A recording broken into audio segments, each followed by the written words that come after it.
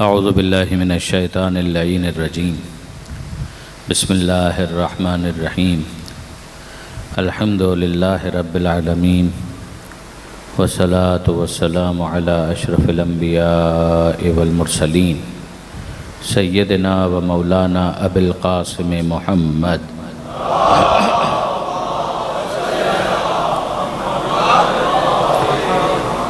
व अहले बैतिहि तय्यबीन ताहिरीन अल मासूमीन अल मज़लूमीन अल मुंतजबीन अल मुंतखबीन अल मयामीन ला सिय्यमा अल इमाम अल मुंतज़र वल हुज्जत अस्सानी अशर अल्लज़ीना अज़हबल्लाहु अन्हुमुर रिज्स व तहहरहुम तत्हीरा।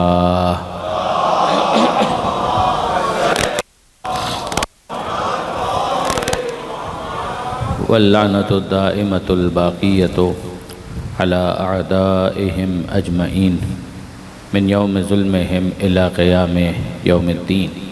रब्बि इश्रह ली सदरी व यस्सिर ली अमरी वहलुल उक़दतम मिन लिसानी यफ़क़हू क़ौली वजअल्नी ख़ालिसन लिवजहिकल करीम। या अल्लाह सल्लल्लाहु अला मुहम्मद व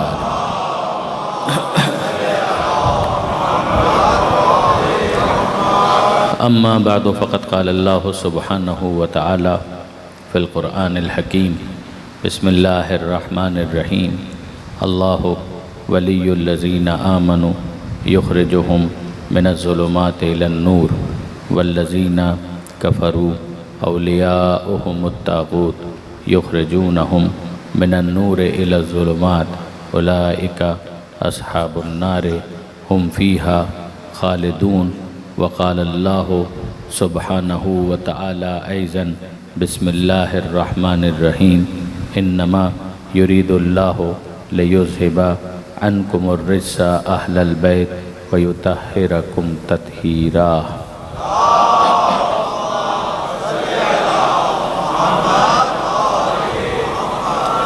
ब्रदरान अज़ीज़ व ख़ारान मोहतरम, सूरह बक़रा की आयत नंबर 257 कि जिसके ज़ेल में मैं अपनी गुजारिशात आपकी खिदमत में पेश करने की सआदत हासिल कर रहा हूँ।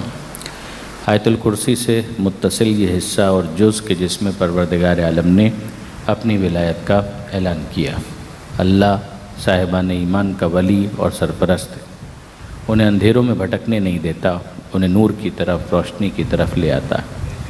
साइमल्टेनियसली वल्लज़ीना कफ़रू, वो कि जिन्होंने कुफ्र इख्तियार किया, औलियाउहुमुत ताग़ूत, उनके भी औलिया हैं और उनके औलिया ताग़ूत हैं, ट्रांसग्रेसर्स हैं, तोग़यानी पर माइल हैं, सरकश हैं, सरकशी करना चाहते हैं, गुमराह हैं, गुमराह करना चाहते हैं। तो ये करते क्या हैं कि युख़रिजूनहुम मिनन नूरि इलज़्ज़ुलुमात, कि जो इनसे मुत्तसिल हो जाएं, जो इनके पैरोकार हैं, वो उन्हें रोशनी की तरफ जाने नहीं देते। कोई रोशनी की तरफ जाना चाहे खींच के ले आते हैं अंधेरे की तरफ, जुल्मत की तरफ, तारीकी की तरफ। उलाइका अस्हाबुन नार, ये हैं आग वाले, हुम फ़ीहा ख़ालिदून, और वो इसमें हमेशा हमेशा रहेंगे। मैंने इब्तिदाई गुजारिशात आपके सामने पेश की और सिलसिले को आगे बढ़ाने के लिए मैंने आपके सामने उस आयत को भी पेश कर दिया कि परवरदिगार आलम अपने इस कार्य विलायत को अंजाम देने के लिए एग्जीक्यूशन प्लान जो हमारे सामने पेश करता है, वो खुदा के मुस्तफ़ा बंदे हैं कि जिन पर खुदा की निगाह इंतखाब ठहरती है, और जिसे खुदा चुन ले फिर वो खुदा की नियाबत में, खुदा की वकालत में, खुदा की नुमाइंदगी का शरफ़ हासिल करते हुए उस कार्य विलायत को अंजाम देता है। और उन्हीं के तारुफ़ के लिए पैगम्बर अकरम तरतीब के साथ ये बयान करते हैं कि अल्लाहु मौलाया व अनल मौलल मोमिनीन व मन कुन्तु मौलाहु फ़हाज़ा अलियुन मौला, कि अल्लाह मेरा मौला है, अल्लाह मौलाया, व अना मौलल मोमिनीन, मैं मोमिनीन का मौला हूँ, व मन कुन्तु मौला हो फ़हाज़ा अलीयुन मौला, और जिस जिसका मैं मौला उसका अली मौला। क्योंकि लफ्ज़ मौला इसके भी रूट में अगर आप जाकर देखें तो वही लफ्ज़ है, वही विलायत, वही वली होना, ये सब उसके अंदर मौजूद है।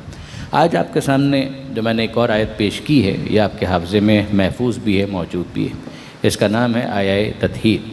ये आयात विलायत में हतमन शामिल है, आयात मनाकिब में, आयात फ़ज़ाइल में, आयात विलायत में इसका हतमन शुमार होता है। ये सूरह अहज़ाब की आयत है, कुरान मजीद का ये 33वां सूरा है और 33वें सूरे की 33वीं आयत का जुज़ है कि जिसको आयत तत्हीर कहा जाता है। जिसमें परवरदिगार आलम ने उन्हीं बंदों का, उन्हीं मुस्तफ़ा बंदों का, उनके घर का और उनके घर के ताल्लुक़ से उनके अहल होने का तारुफ़ करवाया। और ये इरशाद फरमाया कि इन्नमा, बस और बस, युरीदुल्लाह, इरादा परवरदिगार तो ये है, लियुज़हिबा अन्कुमुर रिज्सा, कि हर रिज्स व नजासत को दूर रखे तुमसे। कौन है वो तुम कि जिनको मुखातब किया जा रहा है? कि अहलल बैत, ए इस घर वालों, ए इस घर वालों, तुमसे हर रिज्स व नजासत को दूर रखे, ये है इरादा परवरदिगार। और तुम्हें वैसा पाको पाकीज़ा रखे कि जो पाकीज़गी का हक़ है, ये है इरादा परवरदिगार। तो दो इरादे हमें समझ में आ गए कि रिज्स करीब ना आने पाए और तहारत दूर ना जाने पाए। इसका ऐलान परवरदिगार आलम ने इस आयत के अंदर किया है। अब आप देखेंगे बरादरान अज़ीज़ के इस आयत के ताल्लुक़ से बरादरान अहले सुन्नत के पास भी अहादीस मौजूद हैं, हमारे पास भी अहादीस मौजूद हैं। तो इस पर तो इजमा है कि चादर में लेकर पैगम्बर अकरम ने यह ऐलान किया और परवरदिगार आलम ने तायीद व तौसीक़ करते हुए इस आयत को नाजिल किया। तो इस पर तो कंसेंसस है, इस पर तो इत्तेफाक है, इस पर तो इजमा है। यानी इसके ख़िलाफ़ अगर कोई जाता है तो वो अहदास कौल सालिस करता है। ये इस्तिलाह उलमा की है। अहदास कौल सालिस का मतलब ये है कि कोई नई बात ईजाद करना, यानी जो यहाँ पर मौजूद है उसके भी ख़िलाफ़ है, जो वहाँ पर मौजूद है उसके भी ख़िलाफ़ है। तो जो नई बात ईजाद करता है उसी को कहते हैं बिदअत ईजाद करना, और बिदअत ईजाद करने वाले को बिदअती कहते हैं। तो जो आल को अहलुल बैत में शामिल न समझे वो बिदअती के अलावा किसी दूसरे टाइटल का मुस्तहक नहीं है। दुरूद भेजिए मोहम्मद व आले मोहम्मद।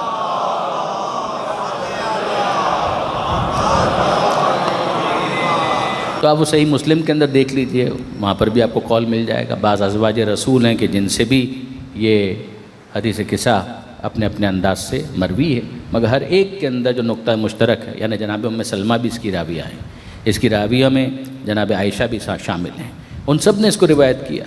यानी ये इतनी मजबूत हदीस है कि जो आले मोहम्मद और अहलुल बैत में जो अफराद मौजूद हैं उनकी तायीन के लिए जो अक़वाल हैं वो मैं आपके सामने अर्ज़ कर रहा हूँ। मुमकिन है कि कल मज़ीद इसके ऊपर बात हो, मगर ये बुनियादी बात। मगर आइए उस वर्जन की तरफ चलिए कि जो हमारे यहाँ बहुत ज़्यादा पॉपुलर भी है, मशहूर भी है और मुबारक भी है, और वो है हदीस किस्सा। हदीस का मतलब है बात, किस्सा यानी चादर। हदीस किस्सा यानी चादर की दास्तान, चादर की बात, यानी वो बात कि जिसमें चादर का मरकज़ी हवाला मौजूद है। और यकीन जानिए कि इस पूरी हदीस किस्सा, इसकी बरकत इतनी ज़्यादा है कि कुम के अंदर भी बाज़ मराजे के बीमारी के मौके पर, मुझे अच्छी तरीके से याद है, मैं कभी नहीं रहा ईरान में, मगर वहाँ पर जो मामलात हुआ करते हैं वो अपलोड भी होते हैं, अपडेट भी होते हैं, साथियों से पता भी चलते हैं, इंटरनेट की दुनिया। तो मुझे याद है कि जनाब आयतुल्लाह मिर्ज़ा जवाद तबरेज़ी जब वो बीमार थे तो उनकी सेहतयाबी के लिए दीगर मराजे में से बाज़ ने एक एहतमाम किया था कि अपने दर से खारिज को मुअत्तल कर दिया। उन्होंने कहा कि दर से खारिज नहीं होगा। कहा क्यों नहीं होगा? कहा इतनी बड़ी शख्सियत आयतुल्लाह मिर्ज़ा जवाद तबरेज़ी वो बीमार हैं, तो मुझे मुनासिब महसूस होता है कि इज्तिमाई दुआ का अहतमाम किया जाए उनकी सेहतयाबी के लिए। और उसके लिए हम सब मिलकर क्या पढ़ेंगे? कि हम हदीस किस्सा की तिलावत करेंगे।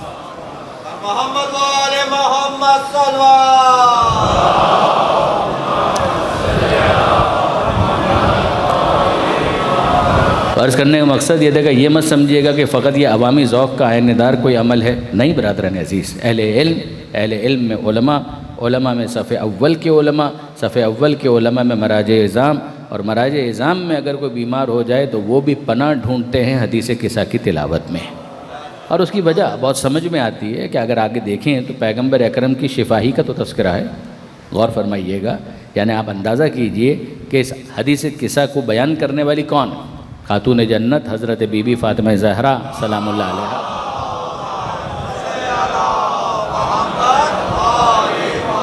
तो खातून जन्नत इसको बयान किस तरीके से करती हैं? यानी अल्लामा ज़ीशान दर जवादी अल्लाहु मक़ामहू, उन्होंने जहाँ इस वाक़े के ऊपर अपने तबसरे को नक़ल किया है नक़ूश इस्मत में, तो वहाँ पर उनका ये जुमला है कि पढ़िए और सर धुनिए।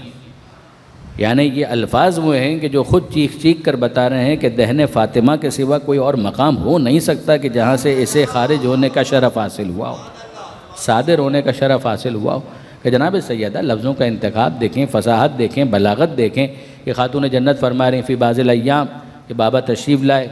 एक दिन था कि जब बाबा तशरीफ़ लाए और आकर उन्होंने ये कहा कि इन्नी अजदु फ़ी बदनी ज़ौफ़न, कि ऐ मेरी लखते जिगर, ऐ मेरी नूर नज़र, ऐ मेरी पारा दिल फ़ातिमा ज़हरा, मैं अपने बदन में ज़ौफ़ महसूस कर रहा हूँ।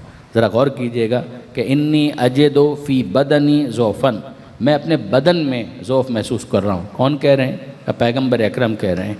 क्या कह रहे हैं? बदन में ज़ौफ़ महसूस कर रहा हूँ। तो अल्लाह के रसूल कह सकते थे, ये लफ्ज़ों का इंतखाब ही तो है कि अल्लाह के रसूल ये कह सकते थे कि मैं अपने जिस्म में ज़ौफ़ महसूस कर रहा हूँ। उर्दू के एतबार से भी अगर आप देखें तो जिस्म और बदन तकरीबन मुतरादिफ़ है। जहाँ बदन का लफ्ज़ इस्तेमाल होता है वहाँ आप जिस्म का लफ्ज़ इस्तेमाल कर सकते हैं, जहाँ जिस्म का लफ्ज़ इस्तेमाल करते हैं वहाँ पर आप बदन का लफ्ज़ इस्तेमाल कर सकते हैं। लेकिन फिर भी टेक्निकली अगर इसको डिग आउट करें तो इन दोनों के दरमियान एक फ़र्क है। बदन का लफ्ज़ इस्तेमाल किया जाएगा तो उसमें सर शामिल नहीं होगा। बदन का लफ्ज़ अगर इस्तेमाल किया जाएगा तो उसमें सर शामिल नहीं होगा टेक्निकली, और जिस्म का लफ्ज़ इस्तेमाल होगा तो उसमें सर भी शामिल हो सकता है, धड़ भी शामिल हो सकता है। पैगंबर अकरम ने क्या महारत के साथ लफ्ज़ों का इंतखाब किया कि हुजूर फरमाते हैं मैं अपने बदन में ज़ौफ़ महसूस कर रहा हूँ। पैगंबर अकरम ने जिस्म का लफ्ज़ ही इस्तेमाल नहीं किया कि किसी को ये एहतिमाल हो कि शायद सर में कोई मसला है। जब पैगंबर अकरम ने बदन का तस्करा कर दिया तो बाद में किसी हिज़यान की तोहमत लगाने वाले के लिए कोई गुंजाइश मौजूद नहीं है। दुरूद भेजिए मोहम्मद व आले मोहम्मद।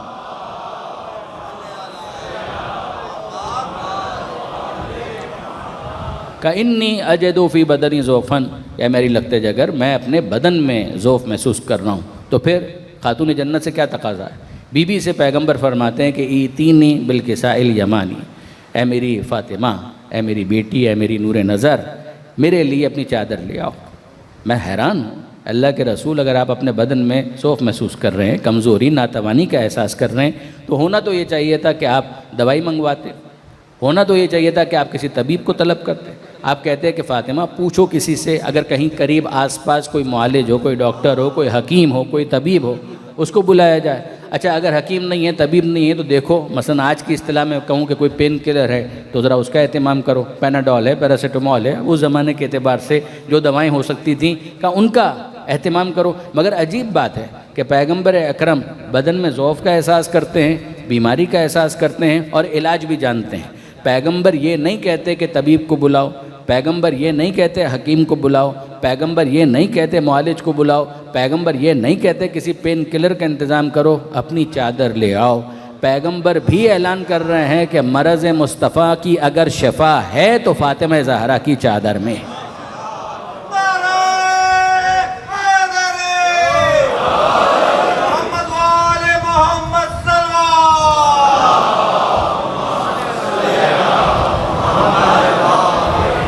पैगंबर अकरम भी ऐलान कर रहे हैं कि समझ जाओ मेरे इस फ़ेल से, मेरे इस अमल से, और सुन्नत अगर समझते हो तो समझो अमली सुन्नत ये है कि अगर मुस्तफ़ा भी नातवानी का एहसास करें तो फ़ातिमा ज़हरा के पास आकर दवा के तलबगार नहीं होते, चादर ज़हरा के तलबगार होते हैं। तो अब बरादरान अज़ीज़ इतना जुमला तो मुझे कहने की इजाज़त दीजिए कि अगर हुजूर के मरज़ की शिफा फ़ातिमा ज़हरा की चादर में है तो हमारी शिफाअत का ज़रिया दुआए फ़ातिमा ज़हरा में है। दुरूद भेजिए मोहम्मद व आले मोहम्मद।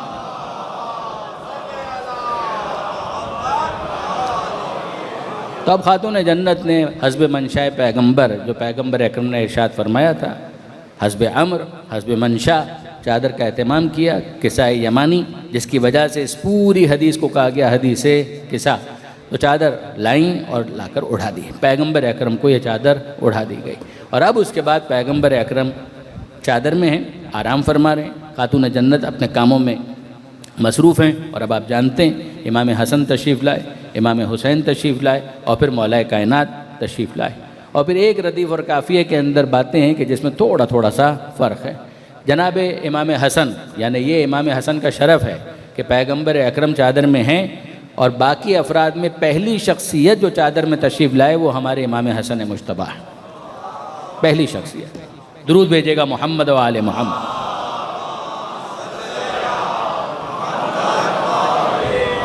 और यहाँ पर वाक़न मौका है कि मैं आपकी खिदमत में नौजवान दोस्तों के लिए कि जो अब फैमिलीज़ को फॉर्म करने के फ़ेज़ में हैं इंशाअल्लाह, उनके लिए एक जुमला ज़रूर अर्ज़ करूँगा कि ज़रा गौर कीजिए कि यहाँ पर इमाम हसन तशरीफ़ लाए और आकर कहते हैं अस्सलामु अलैकुम या उम्मा, ए मादर गिरामी मेरा सलाम कबूल कीजिए। इमाम हुसैन आए तो उन्होंने कहा अस्सलामु अलैकुम या उम्मा, ए मादर गिरामी मेरा सलाम कबूल कीजिए। मौलाए कायनात तशरीफ़ लाते हैं तो कहते हैं बिनते रसूल मेरा सलाम कबूल कीजिए। सब सलाम करते हैं और खातून जन्नत जवाब सलाम इरशाद फरमाती हैं। इसका मतलब क्या है? इसका मतलब ही ये है कि आले मोहम्मद की तहज़ीब ये है कि जब कोई घर में दाखिल हो तो सलाम करे। ये सलाम सिर्फ मेहमानों के लिए नहीं है, अपनों के लिए भी है। अपनों के लिए भी सलाम है। घर में दाखिल हो तो सलामती का पैगाम दीजिए, सलाम कीजिए। आले मोहम्मद ने यही तरीका सिखाया कि सलाम करो। आले मोहम्मद के घराने में ये हो रहा है। इमाम हसन तशरीफ़ लाए और सलाम किया, इमाम हुसैन तशरीफ़ लाए और सलाम किया। और अब आप देखिए कि जवाब सलाम इन्होंने सलाम किया तो ये कहा अस्सलामु अलैकुम या उम्मा, ए मादर गिरामी हमारा सलाम। और अब खातून जन्नत जो जवाब देती हैं वो क्या है?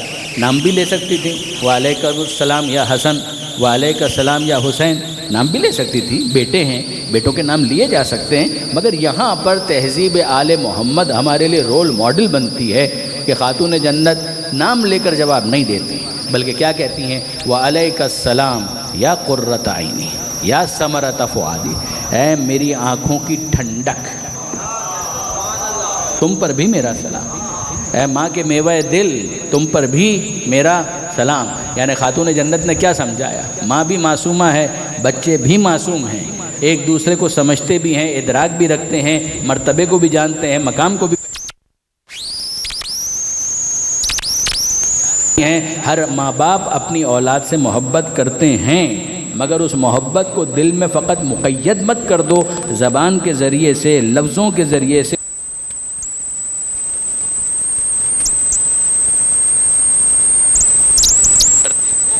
तुम्हारे लफ्ज़ बताएं, तुम्हें क्रूल फादर नहीं बनना, तुम्हें जालिम माँ का तसव्वुर नहीं पेश करना।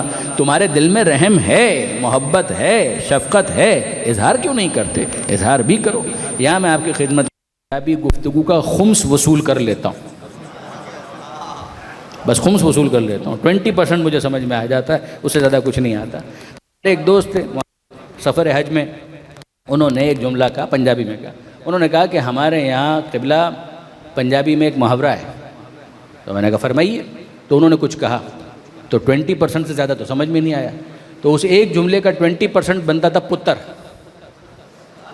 मुझे इतना समझ में आया कि उन्होंने पुत्र कहकर मुखातब किया है, यानी किसी बुज़ुर्ग का वो कॉल नकल कर रहे थे कि पुत्र।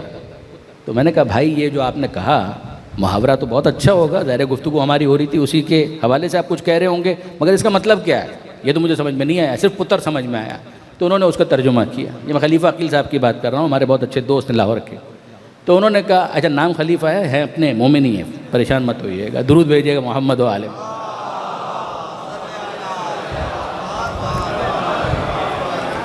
तो वो उन्होंने कहा कि क़िबला हमारे यहाँ पंजाबी में मुहावरा है कि पुत्र, यानी बड़े कहते हैं कि पुत्र, बच्चे को जब बच्चा सो रहा हो तो उसकी पेशानी पर बोसा देने का कोई फ़ायदा नहीं।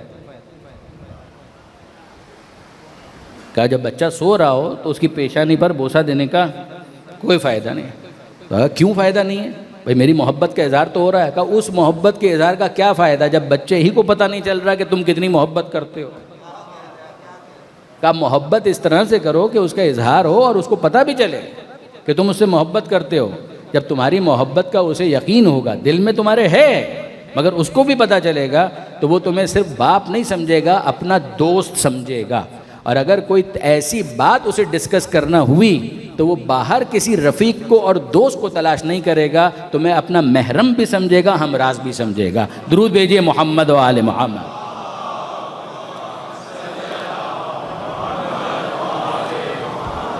तो मैं गुजारिश ये कर रहा था कि खातून जन्नत हमारे लिए रोल मॉडल हैं। बीबी कह रही हैं वालेकुम सलाम या कुर्रत ऐनी व समरत फुआदी, तुम पर भी मेरा सलाम। ए माँ की आँखों की ठंडक, ए माँ के मेवाए दिल। ये इमाम हसन ने कहा, इमाम हुसैन ने कहा, जवाब में बीबी ने कहा। लेकिन अब गुफ्तगू आगे बढ़ती है।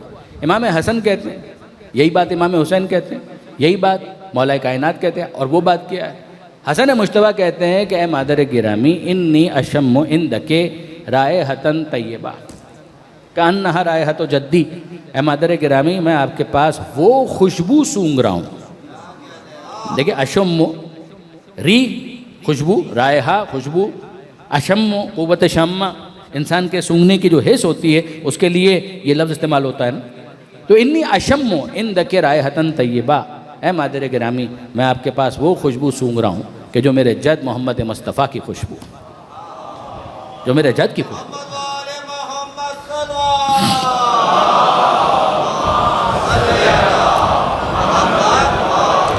अब ये खुशबू का जो हवाला है ना, इसने बड़े बड़े मसाइल को हल किया है। आप शायद हैरान हो कि इसका क्या रब्त और ताल्लुक़ हो सकता है। नहीं, सुनिए, नहजुल बलागा में एक जुमला अमीरुल मोमिनीन का है कि मौलाए कायनात ने अपना ताल्लुक़ पैगंबर अकरम के साथ समझाने के लिए एक ताबीर इस्तेमाल की।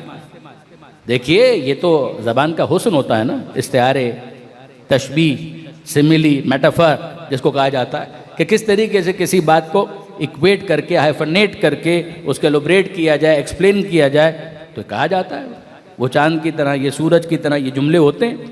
तो ये मजाज में तो बड़ी वसअत, जो कहा जाता है मानी और बयान के अंदर कि बाबुल मजाज़े वासे, कि भाई मजाज में बड़ी वसअत होती है, बड़ी वसअत होती है। तो हुआ ये कि अमीरुल मोमिनीन ने एक मुहावरा, जो अरबी का मुहावरा है और इस्तेमाल होता है, मौला फरमाते हैं कि मेरा ताल्लुक़ पैगंबर अकरम से समझना चाहते हो, सुनो मेरा क्या ताल्लुक़ था पैगंबर अकरम के साथ। कुन तो अत्तबउहु इत्तिबा अल फसील असर उम्मे, मैं उस तरह से अल्लाह के रसूल के पीछे पीछे होता था कि जिस तरह से ऊँटनी का बच्चा अपनी माँ के पीछे होता है। अब उर्दू ज़बान में शायद ये मुहावरा अजनबी हो, मगर अरबी ज़बान के अंदर ये मुहावरा इस्तेमाल होता है। यानी आप इंटरनेट का ज़माना है, आर्टिफिशियल इंटेलिजेंस का ज़माना है, आप डालिए और डालकर देखें और चेक करें कि उर्दू में वो उसको कैसे एलोबरेट करते हैं। वो बताएंगे आपको कि ये अरबी का मुहावरा है, इसका ये मतलब है, बल्कि ये भी बताएंगे कि कहा किसने और किसके साथ ताल्लुक़ को एक्सप्लेन करने के लिए बताया, वो सब आ जाएगा। तो नहजुल बलागा में मौला फरमा रहे हैं, कुन तो मेरा ताल्लुक़ अल्लाह के रसूल के साथ कैसा था, मैं यूं इत्तिबा करता था, यूं पीछे पीछे होता था अल्लाह के रसूल के, कि इत्तिबा अल फसील असरा उम्मे, फसील असरा उम्मे, कि जिस तरह से ऊँटनी का बच्चा अपनी माँ के कदमों पर कदम रखता है, ज़रा सा फासला नहीं होता, ज़रा सा गैप नहीं आता। समझने की कोशिश कीजिएगा। असरा उम्मे, असर कहते हैं निशान को, कहते हैं माँ को, असरा उम्मे ही उसकी माँ के कदमों का निशान, जहाँ वो निशान था बस वो निशान नज़र आया और बच्चे ने वहीं पर अपना पैर रख दिया। तो आप मुझे बताइए कोई फासला है? मौला समझाना क्या चाहते हैं? मौला समझाना यही चाहते हैं कि तुम वसल और फसल की मेरे बाप में कहाँ बात कर रहे हो कि अल्लाह के रसूल के बाद कोई फासला होगा, फसल होगा या नहीं होगा। जिंदगी में भी मैं मोहम्मद मुस्तफ़ा से बिला फसल था।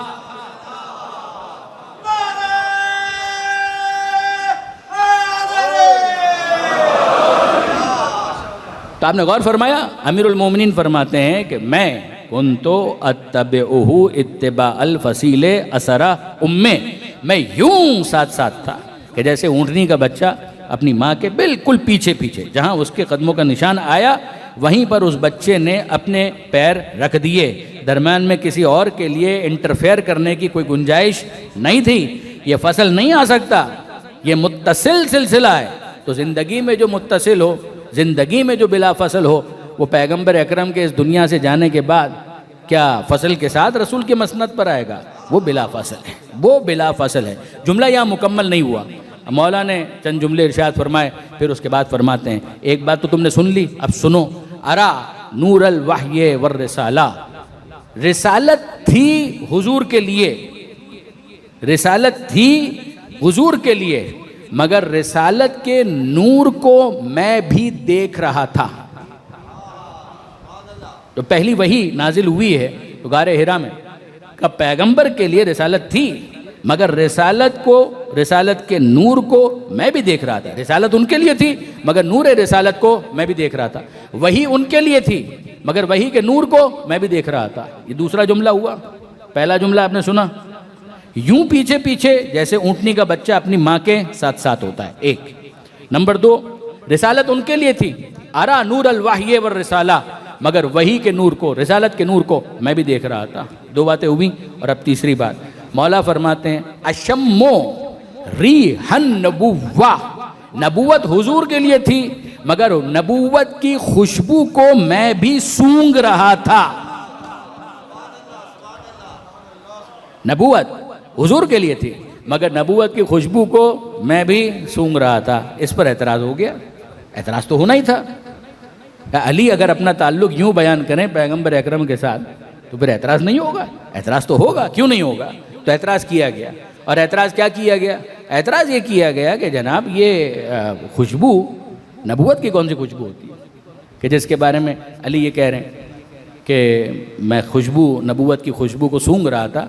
तो खुशबू तो फूल की होती है, गुलाब की होती है, चंबेली की होती है, मोतिये की होती है, सेंट की होती है, परफ्यूम की होती है, इत्र की होती है। ये कौन सी खुशबू है? नबूवत की भी कोई खुशबू होती है कि जिसके बारे में अली ये कहेंगे कि मैं खुशबू सूंघ रहा था? नबूवत की कौन सी खुशबू होती है? ये किया गया एतराज़। हज़रत आयतुल्लाह अल्लामा सैयद अली नकी नक्कन साहब अल्लाहु मक़ामहू, उनका बहुत ही खूबसूरत तबसरा है। वो इसकी डिटेल में गए और वो फरमाने लगे कि जैसी खुशबू वैसी क़ुव्वत शाम्मा दरकार है।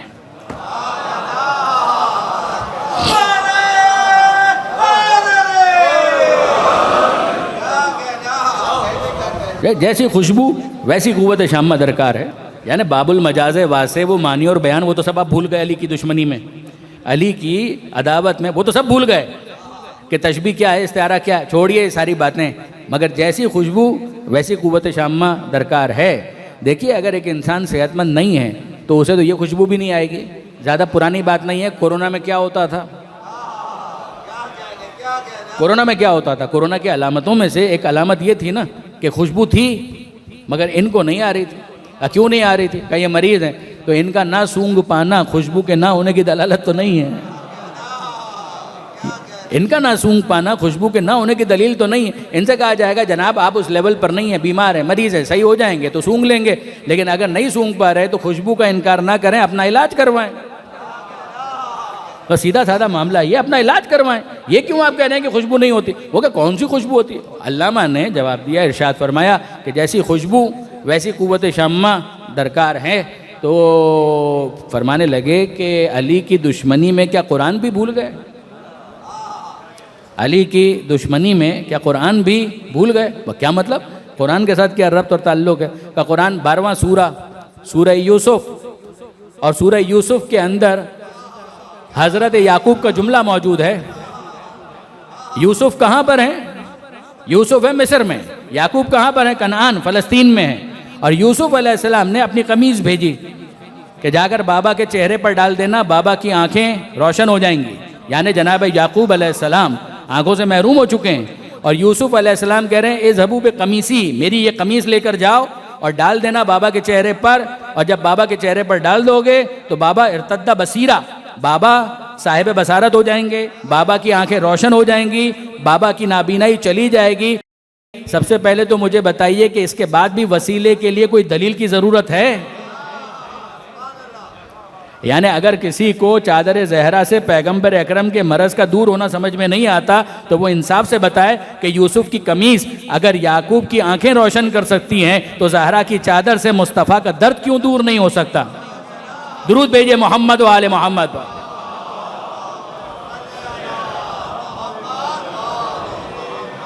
इज़हबू बिक़मीसी हादा, मेरी ये कमीज़ लेकर जाओ, बाबा के चेहरे पर डाल देना, इर्तद्दा बसीरा, बाबा की आंखें रोशन हो जाएंगी। अभी चादर, अभी कमीज़ पहुंची नहीं है, अभी वो रास्ते में है। जनाब याकूब अलैहिस्सलाम तक अभी वो कमीज़ पहुंची नहीं है। मिस्र कहाँ, कनान और फ़लस्तीन कहाँ, इतना फासला, और उस फासले में अभी बहुत से मराहिल तय होने, तब जाकर ये कमीज़ पहुँचेगी याकूब अलैहिस्सलाम तक। मगर अब सूरह यूसुफ उठाकर देखिए कि जनाब याकूब अलैहिस्सलाम का जुमला कुरान मजीद के अंदर मौजूद है कि याकूब अलैहिस्सलाम इस तरह से इरशाद फरमाते हैं, इन्नी लअजिदु रीहा यूसुफ, अरे मैं यूसुफ की खुशबू सूंघ रहा हूँ।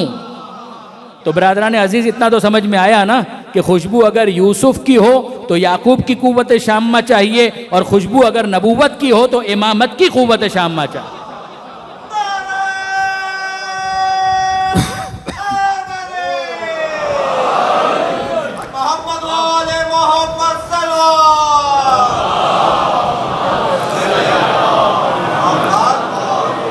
यहाँ तो जो आता है वो खुशबू की बात करता है। यानी आगे गौर कीजिएगा, वहाँ मौला ने कहा मैं नबूवत की खुशबू सूंघ रहा था, नबूवत उनके लिए, मगर नबूवत की खुशबू मैं भी सूंघ रहा था। याकूब अलैहिस्सलाम कहते हैं इन्नी लअजिदु रिहा यूसुफ, मैं यूसुफ की खुशबू सूंघ रहा हूँ। और यहाँ बैत फ़ातिमा, हुजरा सैयदा सलामुल्लाह अलैहा, जो आता है वो खुशबू की बात करता है। इमाम हसन आते हैं, वो कहते हैं इन्नी अशम्मु इंदके रायहतन तय्यबा, ए मादर गिरामी मैं आपके पास वो खुशबू सूंघ रहा हूँ, रायहता जद्दी, जो मेरे जद मुस्तफ़ा की खुशबू है। हुसैन आकर कहते हैं अम्मा जान मैं आपके पास वो खुशबू सूंघ रहा हूँ कि जो मेरे जद हुजूर की खुशबू है। मौलाए कायनात आते हैं तो फरमाते हैं ए बिनते रसूल मैं आपके पास वो खुशबू सूंघ रहा हूँ कि जो मेरे भाई मोहम्मद मुस्तफ़ा की खुशबू है। सब आ रहे हैं, खुशबू का हवाला दे रहे हैं। और फिर उसके बाद जनाब सैयदा सबसे ये कहती हैं कि हाँ, हसन से कहती हैं, इमाम हुसैन से कहती हैं कि आपके जद इस वक्त ज़ेर चादर हैं, आराम फरमा रहे हैं, ज़ेर किसा मौजूद हैं। इमाम हसन आए, उनके बाद इमाम हुसैन तशरीफ़ लाए और फिर मौलाए कायनात, आखिर में जनाब सैयदा। तकमिला यही है ना। और हर कोई आकर क्या कहता है फिर वापस का अस्सलामु अलैका या जद्दी, ए हमारे जद आप पर हमारा सलाम। इमाम हसन कह रहे हैं ए जद्द गिरामी आप पर हमारा सलाम। इमाम हुसैन कहते हैं, मौला कहते हैं ए भाई आप पर मेरा सलाम, ए अल्लाह के रसूल आप पर मेरा सलाम। खातून जन्नत आती हैं, कहती हैं बाबा जान आप पर मेरा सलाम। तो बरादरान अजीज़ घर में है, अब तो घर में है, अब सलाम करने की क्या ज़रूरत। जब घर में दाखिल हुए थे सलाम हो गया, वालेकुम अस्सलाम हो गया, अब तो चादर में ऑलरेडी घर के अंदर मौजूद है। अब तो ये चादर है, तो चादर में आने से पहले, गुफ्तगू शुरू करने से पहले सलाम। चलिए इमाम हसन की ताज़ा मुलाकात, इमाम हुसैन की ताज़ा मुलाकात, मगर ये खातून जन्नत अजीब है। यानी याद रखिएगा ये चादर खुद अपनी जगह पर एक बैत है। ये चादर खुद अपनी जगह पर एक बैत है। और अब जैसे ही सवाल किया कि नाना जान क्या आपकी इजाज़त है, अताज़नुली अन अदखुला मअका तातल किसा, क्या इजाज़त है कि मैं आपके साथ चादर में दाखिल हो जाऊं। इजाज़त मिली, इमाम हसन तशरीफ़ ले गए। इजाज़त मिली, इमाम हुसैन तशरीफ़ ले गए। इजाज़त मिली, मौलाए कायनात तशरीफ़ ले गए। इजाज़त मिली, खातून जन्नत तशरीफ़ ले गई। अब यहाँ पर ज़ाहिर है कि ये ईसाल सवाब है। हज़रत अल्लामा तालिब जौहरी साहब अल्लाह मक़ामहू, उन्होंने एक मरतबा इस नुक्ते की तशरीह की थी और कमाल तशरीह की। वो फरमाने लगे कि ज़रा गौर तो करो इस बात पर। मजलिस में भी उन्होंने इसको बयान किया और दर्स में भी उन्होंने डिस्कस किया था। वो फरमाने लगे कि ज़रा गौर करो इस बात पर कि ये इजाज़त कौन मांग रहा है। हम मौला की बात नहीं करते, हम शहज़ादी की भी बात नहीं करते, चलिए हसन और हुसैन की बात करते हैं। मुझे बताइए ये दोनों कौन हैं। ये दोनों हैं नवासे। अच्छा, असल से ज़्यादा सूद प्यारा होता है, यानी समझाने के लिए मुहावरा तो यही है ना। तो इमाम हसन और इमाम हुसैन का मामला क्या है, वो इजाज़त मांग रहे हैं। कहाँ पर मांग रहे हैं? घर में। जब नाना चादर में हैं तो चादर में दाखिल होने से पहले इजाज़त मांग रहे हैं। एक बात बताइए, ये वही हसन और वही हुसैन है ना जो सजदे की हालत में पुष्ट पर सवार हो जाते हैं।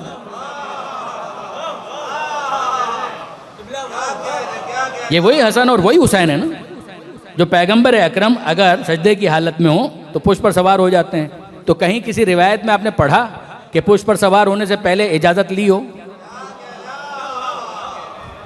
कभी आपने ये सुना किसी रिवायत में, कहीं किसी किताब में आपने पढ़ा हो कि नाना जान इजाज़त है कि हमारा सवारी का दिल कर रहा है तो हम आपकी पुष्ट पर सवार हो जाएं? आपको कहीं नहीं मिलेगा, हुआ ही नहीं, बगैर पूछे। यानी ज़रा ये नाना और नवासे का मामला ज़रा देखिए तो सही। और पैगंबर अकरम इतना एहतिमाम करते हैं कि अगर पुष्ट पर हुसैन हैं तो सजदा तूला नहीं है, सजदा तूला नहीं है।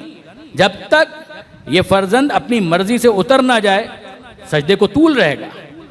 जब बाद में किसी ने पूछा भी कि अल्लाह के रसूल आप उतार देते, कहा कि वही ये थी कि जब तक ये बच्चे अपनी मर्जी से उतर ना जाए तब तक जिक्र सजदा होता रहेगा। तो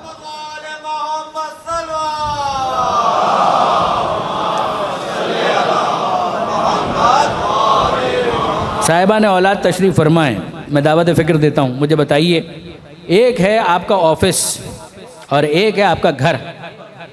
आपके नवासे कहाँ पर, आपके नवासे, आपके पोते, आपके बच्चे कहाँ ज़्यादा कंफर्टेबल होंगे? कहाँ ज़्यादा कंफर्टेबल होंगे? देखिए पैगंबर अकरम, एक मस्जिद है, इसको आप ऑफिस समझ लीजिए, सरकारी जगह समझ लीजिए, और एक घर है। आप अपना ऑफिस भी रखते हैं, आपका घर भी है, और आपके पोते आपके घर में आ जाएं और आपके पोते या आपके नवासे आपके ऑफिस में आ जाएं। जब वो आपके ऑफिस में आएंगे वो कंफर्टेबल फील नहीं करेंगे, इसलिए कि आपके ऑफिस के अंदर चौकीदार भी है, चपरासी भी है, प्यून भी हैं, अजनबी अफराद को देखेंगे, और जब अजनबी अफराद नज़र आएंगे तो वो आपके साथ इतने कंफर्टेबल नहीं होंगे, टाइम लगेगा, फिर उसके बाद आपके साथ कंफर्टेबल होंगे। लेकिन घर में तो कोई अजनबी नहीं है, घर में तो कोई अजनबी नहीं है। अगर घर में कोई कनीज़ भी है, कोई काम करने वाली खातून भी हैं, तो उसके साथ भी इतनी उनसियत हो चुकी होती है, रोज़ देखते हैं, रोज़ मिलते हैं, तो किसी किस्म का अनकंफर्टेबल होने वाला मामला नहीं होता। ये अजीब बात है कि मस्जिद में पैगंबर अकरम सजदे की हालत में हों तो पुष्प पर सवार हो जाते हैं, अनकंफर्टेबल नहीं है। और यहाँ घर में पैगंबर अकरम चादर में है, कोई अजनबी नहीं है। देखिए वहाँ पर तो अजनबी बहुत हैं। जब पैगंबर अकरम मस्जिद में है तो मुझे नाम लेने की ज़रूरत तो नहीं है, बहुत से अजनबी लोग मौजूद हैं, क्या ज़रूरत है कि मैं नाम लूँ? लेकिन अजनबी अफराद तो आते रहते हैं वहाँ पर, तो अजनबी हैं, मगर घर में तो कोई अजनबी नहीं है। घर में अगर ज़्यादा से ज़्यादा जनाब फ़िज़ा हैं तो जनाब फ़िज़ा को भी इमाम हुसैन, इमाम हसन माँ कहकर मुखातब करते हैं। आप गौर फरमाइएगा। और ये भी नहीं है कि वो किसी और के हुजरे में गए, पैगंबर अकरम तशरीफ़ लाए हैं और हसन और हुसैन तो गोया अपने ही हुजरे में आए। तो यहाँ पर रुक कर इज़्न तलब करना, इजाज़त मांगना कच्चे मानादार। वो जो मस्जिद में इज़्न तलब नहीं कर रहे, वो घर में इजाज़त मांग रहे हैं। ये अल्लामा साहब का नुक्ता था। वो फरमाया करते थे कि तकल्लुफ़ कोई नहीं है, बग़ैर इजाज़त के भी दाखिल हो सकते हैं, लेकिन अगर बग़ैर इजाज़त के दाखिल होंगे ना तो बाद में लिखने वाला ये लिखेगा कि आयत नाजिल हुई थी पैगंबर अकरम के लिए, बच्चे तो अपने बचपने में दाखिल हो गए थे। तो इजाज़त लेकर हर तरह की हुज्जत को कटा कर दिया, इज़्न मांगा, इज़्न मिला, फिर उसके बाद चादर में दाखिल हुए। दुरूद भेजिए मोहम्मद व आले मोहम्मद।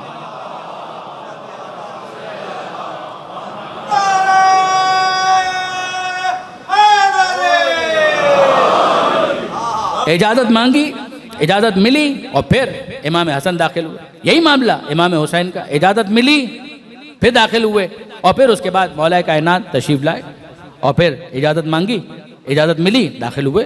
खातून जन्नत तशरीफ़ लाई, चादर भी उनकी, इजाज़त मांगी, इजाज़त मिली और फिर उसके बाद दाखिल हुई। अब बीबी फरमाती हैं, जो जनाब खातून जन्नत के अल्फाज हैं कि लम्मक तमलना जमीअन तहतल किसा।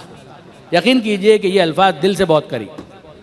शहज़ादी का इंतखाब है, शहज़ादी खुद खुदा का इंतखाब, और ये अल्फाज शहज़ादी का इंतखाब। बीबी फरमाती है लम्मक तमलना, जब हम चादर में सब के सब जमा हो गए। देखिए जमीयन का मतलब सब के सब, मगर जनाब सैयदा ने जमा होने के लिए जमा का लफ्ज़ इस्तेमाल नहीं किया। ये नहीं कहा लम्मज्तमाअना जमीअन, ना, जमीअन इसरार के लिए, लम्मज्तमाअना नहीं, बल्कि जनाब सैयदा क्या कह रही है? लम्मज्तमाअना नहीं कहती, बीबी कहती हैं लम्मक तमलना, हम चादर में जमा नहीं हो गए, हम चादर में मुकम्मल हो गए। देखिए वो तर्जुमा इंसाफ की बात यह है कि फॉल्टी है, यानी उस इबारत के मफहूम को नहीं बयान कर पा रहा। अगर ये कहा जाए बीबी ने कहा हम जमा हो गए, नहीं, हम जमा नहीं हो गए, हम मुकम्मल हो गए। और मुकम्मल होने का क्या मतलब है? देखिए बरादरान अजीज़, मुकम्मल होने का मतलब और मुज्तमे होने में फ़र्क है। आप में से हर एक अपनी जगह पर एक इंडिविजुअल आइडेंटिटी रखता है। आपकी एक मुस्तकिल शख्सियत है, आपकी एक मुस्तकिल शख्सियत है, आपकी एक मुस्तकिल शख्सियत है। तो जब मुस्तकिल शख्सियतें अपनी अपनी शख्सियतों के साथ एक जगह पर आ जाएं तो उसको कहते हैं इज्तिमा। ये गैदरिंग है, ये इज्तिमा है, यानी सब अपनी अपनी जगह पर हैं और अब ये एक गैदरिंग हो रही है जहाँ पर मुस्तकिल शख्सियात के हामिल अफराद जमा हुए हैं। मगर शहज़ादी फरमाती हैं कि हमें कभी भी एक दूसरे से जुदा मत समझना, हम मुज्तमे नहीं होते हैं, हम मुकम्मल होते हैं। और इसीलिए ऐलान होता है अव्वलुना मोहम्मद, औसतुना मोहम्मद, आखिरुना मोहम्मद व कुल्लुना मोहम्मद।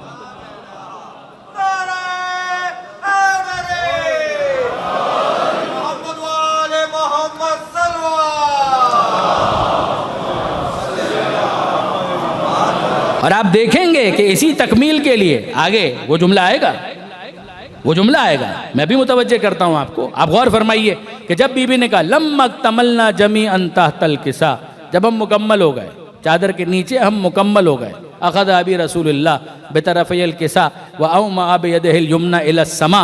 उस वक्त बाबा ने चादर के कोने को थामा, अपने हाथों को बुलंद किया, आसमान की तरफ रुख किया और फिर उसके बाद कहा अल्लाहुम्मा हा उलाए अहलो बैती, मालिक ये हैं मेरे अहले बैत, ये हैं मेरे अहले बैत। पैगंबर अकरम इसरार के साथ कह रहे हैं अल्लाहुम्मा हा उलाए अहलो बैती, मालिक ये हैं मेरे अहले बैत, व खासती ये है मेरे खासुल खास, व हामती ये है मेरे हिमायत करने वाले, दूसरों का नहीं पता, ये है मेरे हिमायत करने वाले, ये है मेरे खासुल खास, ये है मेरे अहलुल बैत। लहमुहुम लहमी व दमुहुम दमी, इनका गोश्त मेरा गोश्त, इनका खून मेरा खून। अब आपको समझ में आया क्यों कहा था बीबी ने हम जमा नहीं हुए, हम मुकम्मल हुए। इनका गोश्त मेरा गोश्त, इनका खून मेरा खून। और फिर उसके बाद पैगंबर अकरम गुफ्तगू को आगे बढ़ाते हुए, दुरूद भेजते हुए ये इरशाद फरमाते हैं अज़हिब अनहुमुर रिज्सा व ताहिरहुम तत्हीरा, हर रिज्स को इनसे दूर रख और वैसा पाकीज़ा रख कि जो पाकीज़गी का हक है। ये यहाँ पर पैगंबर अकरम की दुआ मुकम्मल हुई और वहाँ परवरदिगार का कलाम हदीस कुदसी की सूरत में शुरू हुआ। जो मैंने आपसे गुजारिश की थी ना कि ये कल्चर और सकाफत का जो फ़र्क है, उससे बहुत सारी चीज़ें समझ में आई। ये हुआ क्या, यानी ये जो हदीस किस्सा में हुआ है ना, यही दूसरी जगहों पर आज़ादारी में भी होता है, पंजाब में होता है, अंदरून सिंध में होता है, और वहाँ की जो मुशाबे मजालिस यहाँ होती हैं वहाँ पर भी हमने देखा। तो होता क्या है, यानी यहाँ क्या हो रहा है, पैगंबर अकरम की गुफ्तगू मुकम्मल हुई और वहाँ खुदा ने मिंबर संभाल लिया, वहाँ खुदा ने जिक्र शुरू कर दिया। यानी कमाल है। परवरदिगार आलम कहता है या मलाइकती वया सुक्काना समावाती, ए मलाइका सुनो, ऐसा किनाने समाओ अर्ज सुनो, मेरी बात सुनो। तो पैगंबर अकरम की बात का हो गई, अब उसके बाद का खुदा की बात। कमाल है। यानी ये वो बात कि जिसको मैंने गुजारिश की आपकी खिदमत में कि अगर आप पंजाब जाएँ, अंदरून सिंध जाएँ, तो होता क्या है कि एक मजलिस पर इक्तिफा नहीं है। यानी मजलिस मुकम्मल हो गई, का क्या मुकम्मल हो गई, जाकिर उतरा और दूसरा जाकिर मिंबर पर या डाइस पर या माइक पर वो गया। और अब हुआ क्या, उसने अपनी गुफ्तगू शुरू कर दी। पहले एक जाकिर ने अपनी बात मुकम्मल कर ली और दूसरे जाकिर ने अपनी बात शुरू कर दी।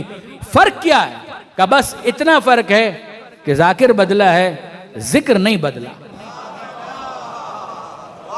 जाकिर बदला है, जिक्र नहीं बदला। अंदाज बदलेगा, थोड़ा बहुत अंदाज बदलेगा। कोई शेर की ज़बान में बात करेगा, कोई नसर के अंदाज में बात करेगा, कोई अपने अंदाज में बात करेगा, वो अपने अंदाज में बात करेगा, कोई तरन्नुम में पेश करेगा, कोई तहतुल लफ्ज़ में पेश करेगा। लेकिन ये है कि बुनियादी तौर पर जो जिक्र की नौइयत है वो वही रहेगी। जाकिर बदलेगा, जिक्र नहीं बदलेगा। यकीन जानिए, मुझे लगता है कि अज़ादारी में ये अंदाज हदीस किस्सा से आया है कि एक जाकिर ने जिक्र मुकम्मल किया, जिक्र नहीं बदला, जाकिर बदल गया। पैगंबर अकरम ने अपना जिक्र मुकम्मल कर लिया, मालिक ये हैं, और अब वहाँ परवरदिगार ने सामे भी तब्दील कर दिए, या मलाइकती व या सुक्काना समावाती, मलाइका सुनो, अब जाकिर मैं हूँ, सुनो मुझसे, या मलाइकती व या सुक्काना समावाती, ए मलाइका ऐसा किनाने सिमाओ अर्श, सुनो मेरी बात। इन्नी मा खलक़्तु समाअम मबनिया वला अर्ज़म मदहिया वला कमरम मुनीरा वला शमसम मुज़िया वला फलकन यदूर वला बहरन यजरी वला फुलकन यसरी इल्ला फी मुहब्बत हाउलाइल खम्सा अल्लज़ीना हुम तहतल किसा।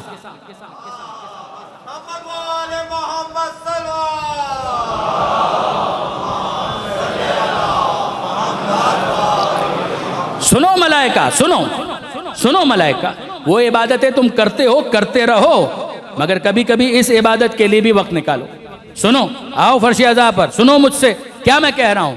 ये जो तुम देख रहे हो आसमान, ये ज़मीन, ये चांद, ये सितारे, ये सूरज, ये चांद, याद रखना न ज़मीन का फर्श बिछाता, न आसमान का शामियाना सजाता, न आफताब होता, न उसकी रोशनी होती, न महताब होता, न उसकी खुनकी होती, न सितारे होते, न उनकी चमक होती, न दरिया होता, न उनकी रवानी होती, न समंदर होता, न उनकी तुग़यानी होती। कायनात में कोई रोशनी ना होती अगर इन 5 की रोशनी मकसूद ना होती जो इस वक्त चादर के नीचे मौजूद है।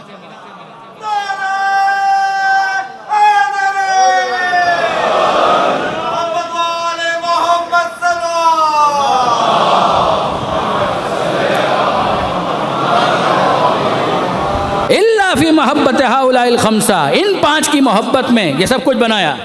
अल्लज़ीना हुम तहतल किसा, जो इस वक्त चादर के नीचे मौजूद हैं।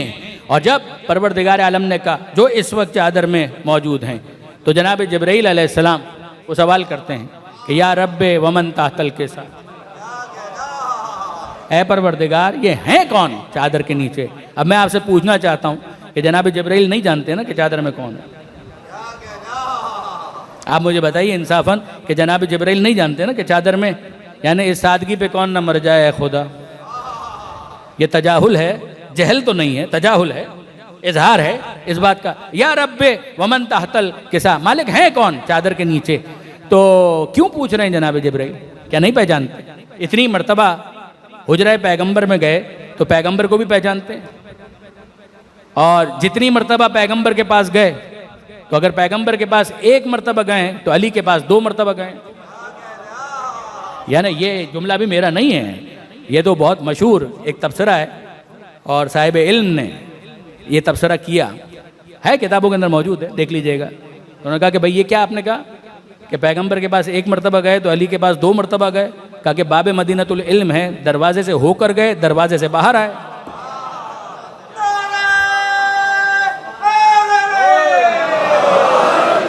वो दरबान है तो दरबान के पास से होकर जाएंगे और फिर जब वापस निकलेंगे तो फिर 1 मर्तबा अली की ज़ियारत करते हुए बाहर जाएंगे। तो कई मर्तबा देखा। तो आप मुझे बताइए कि इसका मतलब तो ये हुआ कि जनाब जिब्राइल पैगंबर अकरम को भी जानते हैं, सैयदा को भी जानते हैं, इमाम हसन को भी जानते हैं, इमाम हुसैन को भी जानते हैं, अपने उस्ताद को भी जानते हैं। तो ये एक और रुख है कि उस्ताद जिब्राइल है ना, तो उनको अपने उस्ताद को नहीं पहचानते। यानी ज़रूरत तो नहीं है कि मैं उसकी पूरी वजाहत करूँ। तो बहरहाल जनाब जिब्राइल पहचानते हैं और खूब पहचानते हैं, पैगंबर को भी, मौला को भी, शहजादी को भी, हसन को भी, हुसैन को भी। तो फिर क्यों कह रहे हैं या रब्बे वमन तहतल किसा, कि मालिक ये चादर में हैं कौन, क्यों पूछ रहे हैं? तो बाज़ उलमा ने इस पर यह तबसरा किया। उन्होंने कहा कि जनाब अलग अलग तो देखा था मगर एक साथ नहीं देखा। तो जब नूर की शिद्दत होगी, इंटेंसिटी बहुत बढ़ जाएगी, तो वही लाइट जो थोड़ी हो तो आंखें बर्दाश्त कर लेती हैं, तहम्मुल कर लेती हैं, मगर इंटेंसिटी बढ़ा दीजिए तो आंखें खीरा हो जाएंगी, तो बर्दाश्त नहीं कर पाएंगी, चुंधिया जाएंगी, तो ब्लर हो जाएगा विजन, तो आदमी देख नहीं पाएगा। तो जनाब जिब्राइल इस वजह से कि 5 का नूर एक साथ था तो पहचान नहीं पाए। अब ये उलमा की मेहनत है, देखें उन्होंने तबसरा किया, सवाल किया, किसी ने सवाल किया, किसी ने जवाब लिखा, और इस जवाब के ऊपर फिर सवाल हो गया कि अच्छा 5 का नूर एक साथ था तो नहीं देख पाए, और जब अर्श पर 14 का नूर एक साथ देखा था तब तो पहचान लिया था। तो जब 14 का नूर एक साथ देखा तब पहचान लिया, और 5 का नूर एक साथ देखा तो नहीं पहचान सके। फिर इसका जवाब दिया और कहा कि जनाब अली बात यह है कि पहचानने का कोई मसला नहीं, जिब्राइल खूब पहचानते हैं, मुस्तफ़ा कौन, मुर्तज़ा कौन, अली कौन, जहरा कौन, हसन कौन, हुसैन कौन, खूब पहचानते हैं। फिर क्या मामला है? का मामला वही है जो आपके साथ है, मामला वही है जो आपके साथ है। मुझे इंसाफ से बताइए कि जितने भी मोमिनीन हैं उनका मसला क्या है? तो पैगंबर अकरम कह गए कि ज़य्यनू मजालिसकुम बेज़िक्र अली इब्न अबी तालिब, अपनी मजलिसों को जीनत दो अली के ज़िक्र से। फ़इन्ना ज़िक्रहु ज़िक्री व ज़िक्री ज़िक्रुल्लाह व ज़िक्रुल्लाह इबादा, अली का ज़िक्र मेरा ज़िक्र खुदा का ज़िक्र, और खुदा का ज़िक्र इबादत है। तो फरमाने लगे कि जनाब बात इतनी सी है कि खूब मालूम है, मगर जिस तरीके से आपको मालूम है, मालूमात में इजाफे के लिए तो आप नहीं कहते वो शेर सुना दीजिए, मालूमात में इजाफे के लिए नहीं आप कहते वो अनीस का वो शेर सुना दीजिए। तो आपको इल्म तो है तो सुनना क्यों चाहते हैं? आपको इल्म तो है, आपके हाफजे में तो है, कि सुनना क्यों चाहते हैं? कहा नहीं बताइए खैबर में पैगंबर अकरम ने क्या कहा था, तो आपको मालूम तो है, सुनना क्यों चाहते हैं? कहा ये बताइए ओहद में जिब्रील ने क्या कहा था, ला फतह इल्ला अली ला सैफ इल्ला जुल्फ़िकार, तो पता तो है आपको, सुनना क्यों चाहते हैं? कि बात यह है कि ज़िक्र अली सुनने में जो कानों को हलावत महसूस होती है,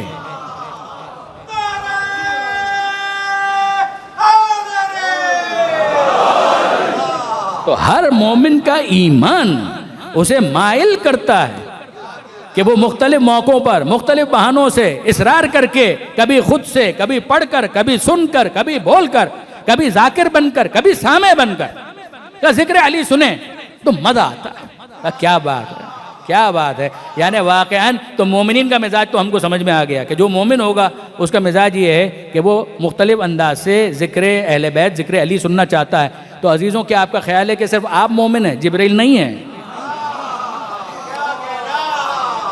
सिर्फ आप मोमिन हैं, जनाब जिब्राइल मोमिन नहीं है। जिस तरह से आपका दिल चाहता है ज़िक्र अली सुनने का, उसी तरीके से जिब्राइल भी चाहते हैं कि ज़िक्र अली के सुनने के शरफ से महरूम ना हो जाएं। और क्या कहना ऐसा मौका कि जब ज़ाकिर खुद परवरदिगार हो।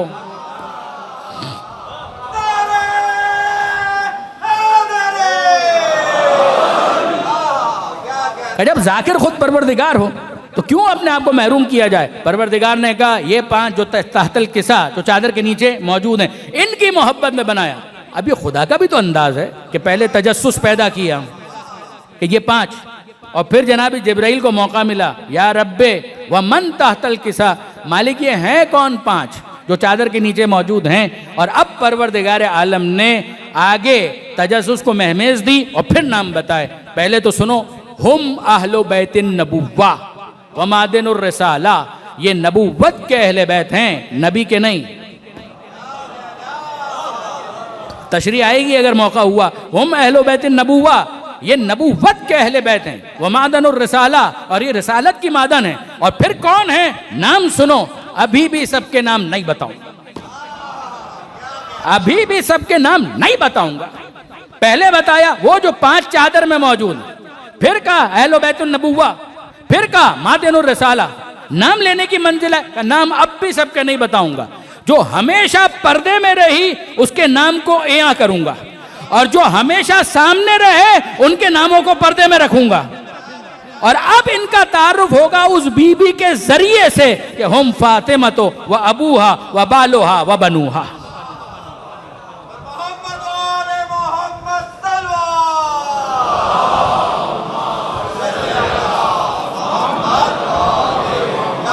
हम फातिमा, तो ये फातिमा हैं, ये सैयदा हैं, इनको पहचानो। इनके ताल्लुक से सारे हवाले आएंगे। हम फातिमा तो व अबूहा, और फातिमा के बाबा हैं, व बालोहा, फातिमा के शौहर हैं, व फातिमा तो व अबूहा व बालोहा व बनूहा।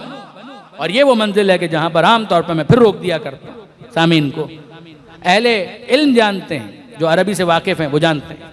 देखिए फातिमा ये तो प्रॉपर नाउन है, यानी वाक़यान इंसान के रोंगटे खड़े हो जाएं शहज़ादी का नाम इस तरह अलल इतलाक लेते हुए, इसलिए बहुत डर लगता है। सैयदा आलम खातून जन्नत हज़रत बीबी फ़ातिमा ज़हरा सलामुल्लाह अलैहा।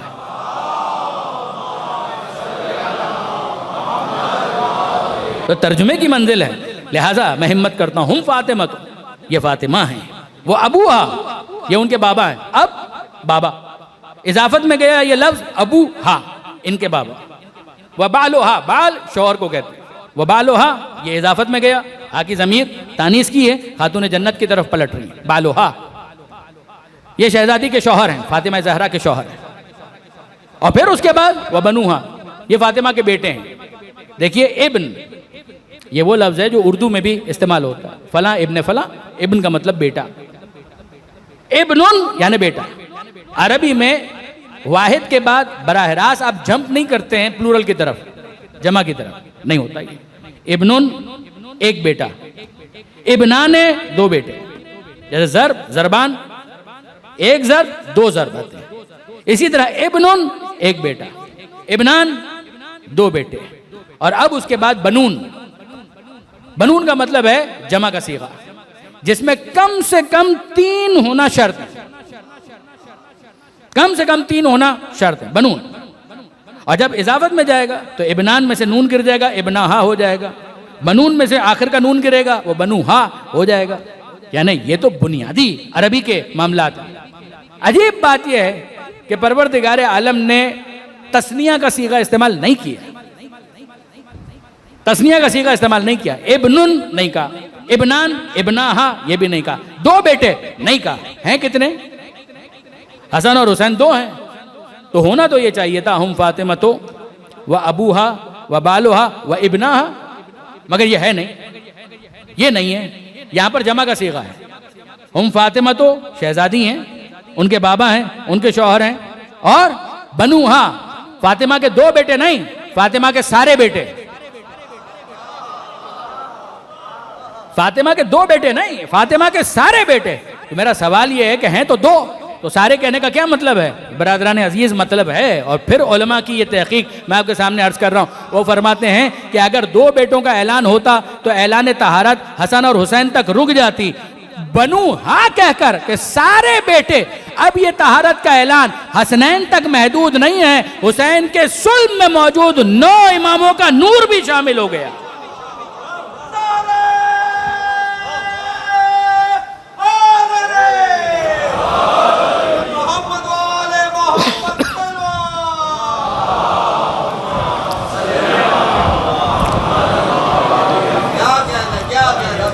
आपने गौर फरमाया बरादरान अजीज़, हम फातिमा तो व अबूहा व बालोहा व बनूहा, ये ऐलान हो गया।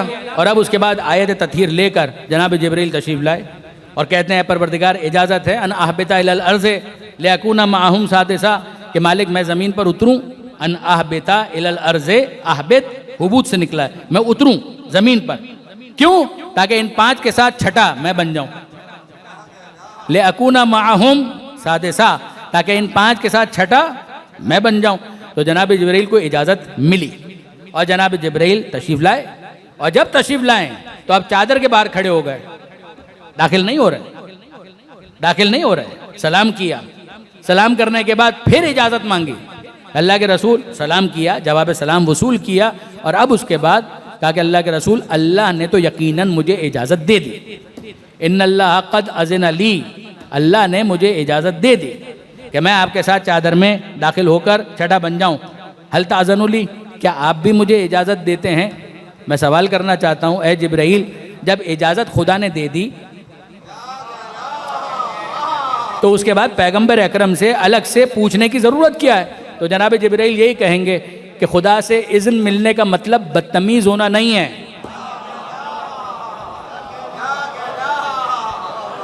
एक रिटन प्रोटोकॉल होता है, एक अनरिटन प्रोटोकॉल होता है, एक अंडरस्टैंडिंग होती है। मैं भी जानता हूं कि परवरदिगार किस किस तरह से आजमाता है। मुझे भी मालूम है कि इज़्न परवरदिगार के बाद अगर ये इज़्न नहीं मांगा तो वो इज़्न भी बाकी नहीं रहेगा।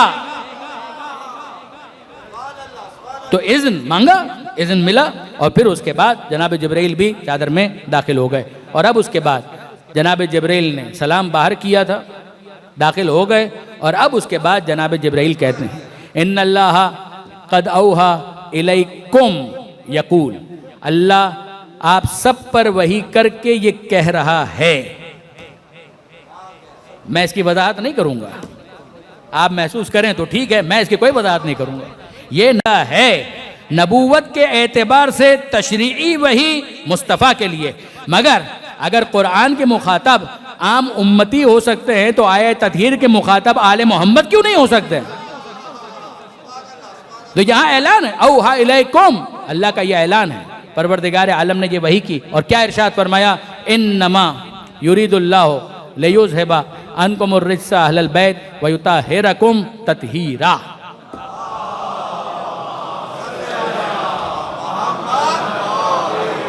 बस और बस इरादा परवरदिगार, और इरादा परवरदिगार का फोर्स आपको मालूम है। इन्नमा अम्रहु इज़ा अरादा शैअन अन यक़ूल लहू कुन फयकून। इरादा परवरदिगार हो तो बस इतना इरादा करना, कौन हो जा, और वो चीज़ हो जाती है। ज़रा गौर फरमाइए, इरादा परवरदिगार ये हर रिज़्क़ को दूर रखे और वैसा पाकीज़ा रखे कि जो पाकीज़गी का हक़ है। अब यहाँ पर आखिरी जुमला, और मैं मंजिल मसाइब से करीब हो जाऊँ। देखिए बरादरान अजीज़, ये चादर में हैं और उनके बारे में पैगंबर अकरम ने कहा ये है मेरे अहले बैत। परवरदिगार आलम ने वहाँ से मोहर तस्दीक सब की, यानी आप में से वो अहबाब कि जो AGM अटेंड करते हैं, एनुअल जनरल मीटिंग्स, तो उसके अंदर क्या होता है, बल्कि ज़रूरी नहीं है AGM, कोई भी मीटिंग हो, proposed bye and seconded bye. इन्होंने प्रपोज किया, इन्होंने सेकेंड किया, तो यकीन कीजिए महसूस ये हो रहा है कि एक मीटिंग हो रही है ऑनलाइन, ज़मीन में चादर के नीचे ये जमा है, आसमान पर परवरदिगार है, और यहाँ से इन्होंने प्रपोज किया, मालिक ये हैं अहले बैत, और वहाँ से परवरदिगार ने सेकंड किया, मैं भी तस्दीक करता हूँ। तो प्रपोजल इनका हो गया, तस्दीक उनकी हो गई। अब खाली मिनट्स रिकॉर्ड करने थे, वो जनाब जिब्राइल ले आए। जनाब जिब्राइल मिनट्स को ले आए कि खुदा ने ये फरमाया है, ये मुलाहिज़ात हैं, इन्नमा युरीदुल्लाह लियुज़हिबा अन्कुमुर रिज्सा अहलल बैत। और जनाब जिब्राइल 5 के साथ छठे बन गए। जनाब जिब्राइल 5 के साथ छठे बन गए। अल्लामा सैयद अली नक़ी साहब फरमाया करते थे कि ये जनाब जिब्राइल भी बहुत अजीब हैं। सुनिएगा, ये जनाब जिब्राइल भी बहुत अजीब हैं। ओहद में क्या कहा था? ओहद में क्या कहा था? ला फता इल्ला अली ला सैफा इल्ला जुल्फ़िकार। ये तो एक जुमला है ना। और अर्ज करूं, शाह अब्दुल हक मुहद्दिस देहलवी, उन्होंने किताब लिखी मदारिजुन नबुवा, हवाले और भी हैं मगर ये बहकी हिंद कहलाते हैं। असल किताब फारसी में, उर्दू तर्जुमा मिल जाएगा, इंटरनेट पर अवेलेबल है, जहाँ तक मेरा अंदाज़ा है इंटरनेट पर आपको मिल जाएगा। तो उसके अंदर भी ये जुमला मौजूद है कि शाह अब्दुल हक ने लिखा, मुहद्दिस देहलवी, ये देहलवी फैमिली बहुत मशहूर है, शाह वलीउल्लाह देहलवी, शाह अब्दुल अजीज़ मुहद्दिस देहलवी, ये सब उसी में शामिल है, शाह अब्दुल कादिर देहलवी, ये सब देहलवी फैमिली, मुहद्दिसीन की फैमिली। तो शाह अब्दुल हक मदारिजुन नबुवा में लिखते हैं कि जनाब जिब्राइल ने यह कसीदा भी पढ़ लिया, सब कुछ हुआ, और जब अली को दिफा करते हुए देखा तो कहने लगे, खुश हुए और कहने लगे, अल्लाह के रसूल, पैगंबर ज़ख्मी हो चुके थे, अली दिफा करना है, और अब पैगंबर अकरम का दिफा और दिफा का अंदाज देखकर जनाब जिब्राइल ने यह कहा कि या रसूल अल्लाह, इन्ना हाज़िही लहियल मुआसात, अल्लाह के रसूल, मुआसात तो इसे कहते हैं जो अली करके दिखा रहे हैं। मुआसात गमगुसारी, साथ देना, हमदर्दी, वफादारी, यानी जो अल्फाज आप पसंद करें। इन्ना हाज़िही लहियल मुआसात, मसावात नहीं, मुआसात, मीम वाव अलिफ सीन अलिफ और गोलता, मुआसात। इन्ना हाज़िही लहियल मुआसात, गमगुसारी तो इसको कहते हैं, साथ देना तो इसको कहते हैं, वफादारी कौन कह रहा है? जनाब जिब्राइल, जो अली करके दिखा रहे हैं इसको कहते हैं मुआसात। तो पैगंबर अकरम ने कहा, सुनिएगा, कैफला, भाई ऐसा क्यों नहीं होगा? हुआ मिन्नी व अना मिन हूं, वो मुझसे है मैं उससे हूं। ये तो पैगंबर ने कहा ना, कैफला, ऐसा क्यों नहीं होगा? हुआ मिन्नी व अना मिन हूं, वो मुझसे है मैं उससे हूं। और अब जनाब जिब्राइल ने कहा, व अना मिन कुमा, मैं आप दोनों से हूं, मैं आप दोनों से हूं, अना मिन कुमा, मैं आप दोनों से हूं। इस पर अल्लामा सैयद अली नक़ी साहब का तबसरा है, वो फरमाते हैं, ए जिब्राइल आप बहुत अजीब हैं, 2 नजर आ जाएं तो तीसरा बनने की कोशिश करते हैं, 5 नजर आ जाएं तो छठा बनने की कोशिश करते हैं। का ये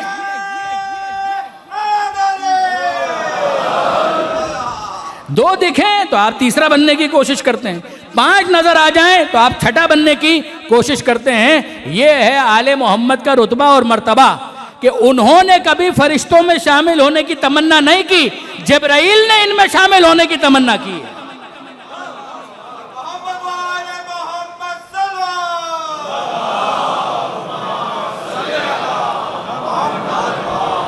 और बस बरादरान अजीज, ये वो घराना हुजरा फातिमा, हुजरा फातिमा में, बैत फातिमा में चादर के जरिए एक और बैत, और उस बैत में जो जमा हुए वो हैं अहलुल बैत।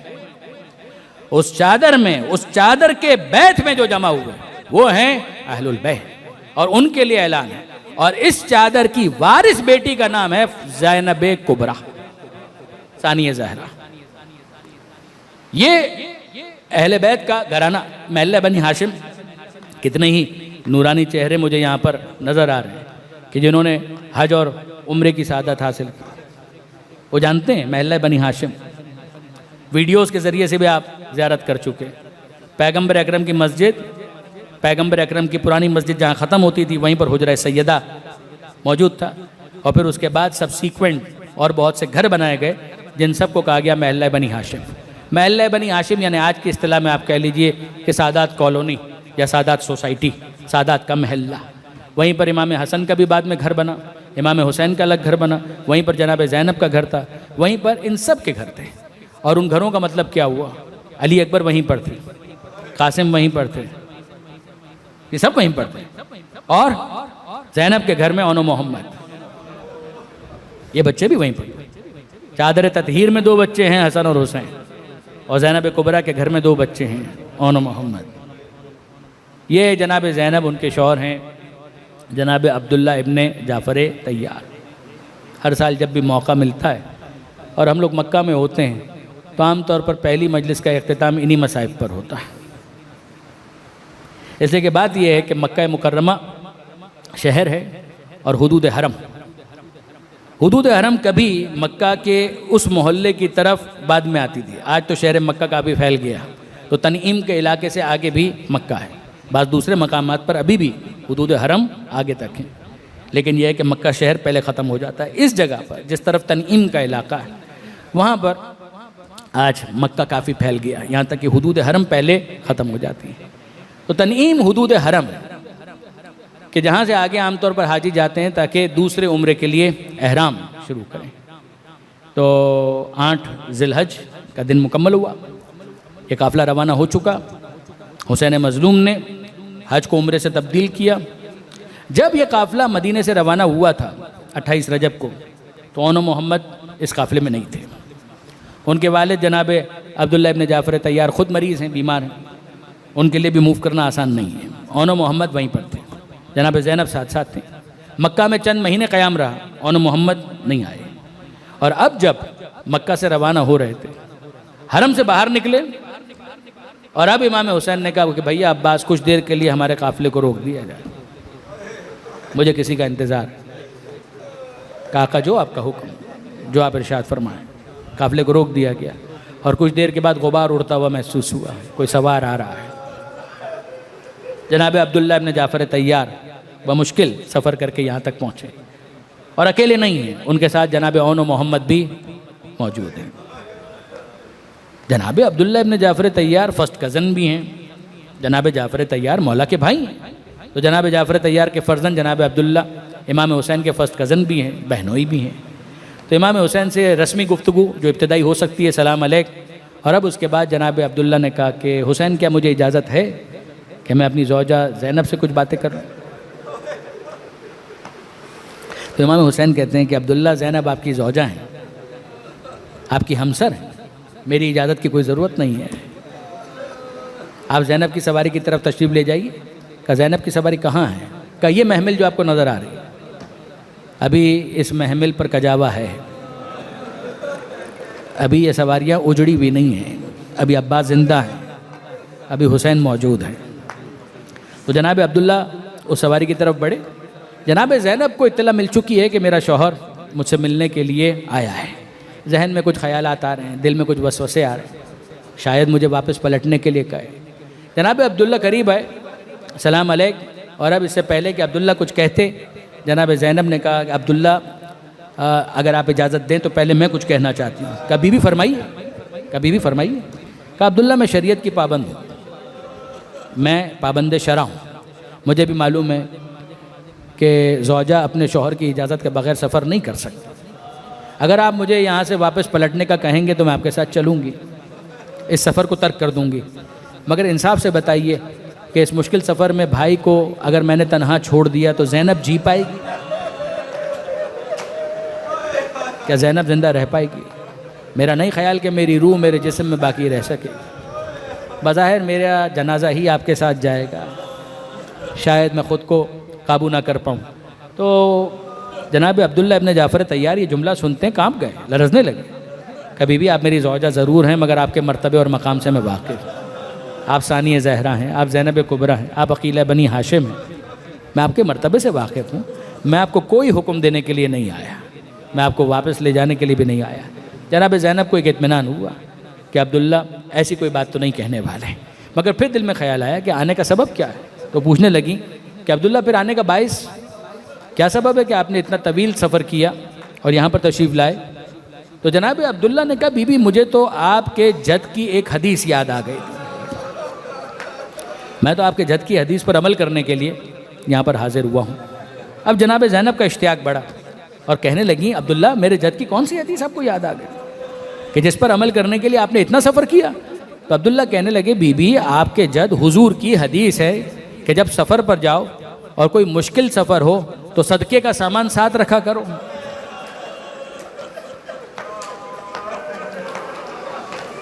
ये आपके जद की हदीस है। अजरुकुम अल्लाह, अजरुकुम अल्लाह। कि जब कभी मुश्किल सफ़र हो, इतना मुश्किल सफ़र, इससे ज़्यादा मुश्किल सफ़र तो हो नहीं सकता।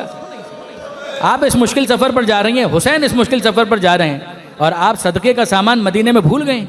मैं तो फ़कत सदक़े का सामान आपके हवाले करने के लिए आया हूँ। तो जनाब ज़ैनब का इश्तियाक बढ़ा, अब्दुल्ला कौन सा सदक़े का सामान आप मेरे हवाले करने के लिए इतनी जहमतें करके यहाँ तक आए हैं? कि बीबी यौनो मोहम्मद कहिए ओनो मोहम्मद, ये सदक़े का सामान ही तो है। अगर हुसैन पर कोई मुश्किल वक्त आए, अगर फर्जंदे रसूल पर कोई मुश्किल वक्त आए, आपके भाई पर कोई मुश्किल वक्त आए, तो एक बेटे को अपनी तरफ से हुसैन पर सदका कर दीजिएगा, दूसरे बेटे को मेरी तरफ से हुसैन पर सदका कर दीजिएगा। जनाब ज़ैनब खुशी से निहाल हो गए। अरे ये तो सदक़े का सामान। अब्दुल्ला की ये बात गिरा में बांध ली और अब जनाब ज़ैनब यूं ही साथ ले लेकर चल रही हैं, करबला पहुंच गए। अरे ये तो मेरे हुसैन के सदक़े का सामान है, इन्हें तो मैं हुसैन पर फ़िदिया बनाऊंगी, फ़िदिया करूंगी, इन्हें तो मैं हुसैन पर क़ुरबान करूंगी। यहाँ तक के शब आशूर आ गए।